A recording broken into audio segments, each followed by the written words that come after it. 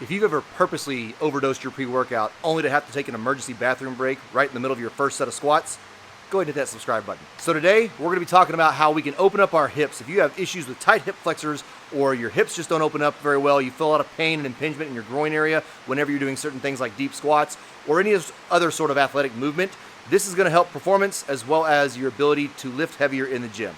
Let's get at it. So the nice thing is, we only need one thing, a Smith machine, or even a squat rack. At the end of the video, I'm gonna tell you how you can do this at home. So if you don't have access to a Smith machine or a squat rack, you can still do these every day. So all we're gonna need is a barbell on a rack, or in this case, a Smith machine, because it's easier to make the adjustments on the fly. Now, what we're gonna do is basically dip under the bar, turn, and stretch our hips. Super easy, yet there's some key points I need you to look at and make sure you're focusing on when you're doing this in order to see the results. So, how do we do that? Here's how we adjust it. Right about where your hip bone is about the height you want the bar to be set at the eventual end. That is our end goal. If you can't quite get there, go higher for now. There's nothing wrong with that. Now, when we're doing this, you're gonna start facing away, the same direction the bar is running. You wanna make sure that your body is centered through the bar.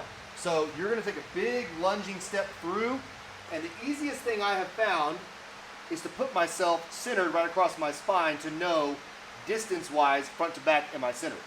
From there, you start on one side. All you've got to do is drop down low, come under the bar, come right back up, and then turn into this lunge. From here, arms come up, big tall extension. From here, you should feel a big open stretch in your hip flexor. Hold for a second or two, then we turn. Come back to center, under the bar, flat back, turn, face it away, arms up. The key is to make it very, almost robotic, hitting each position.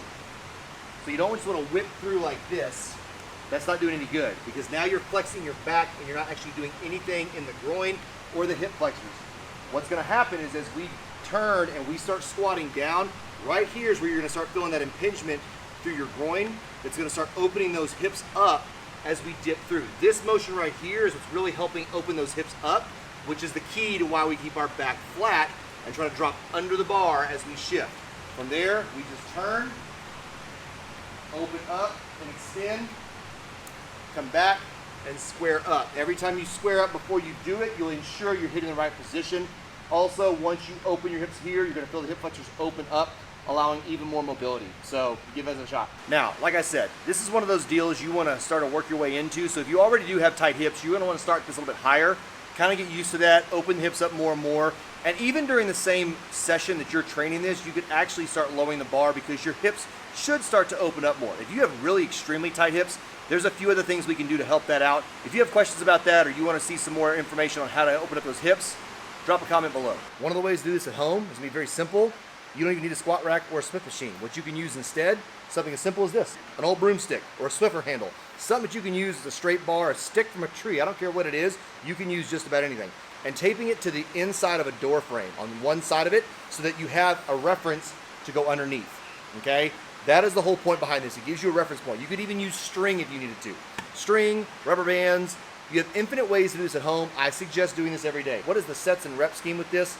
I would suggest doing at least 3 sets of this, okay? You could do more, 3 to 5 sets, but I always typically go with 3 sets with something like this because you're just opening the hips up. And I would do around 12 to 16 reps. That's 1, 2, 3. Every time you cross under the bar, that counts as a rep, and that's how many we're gonna go for.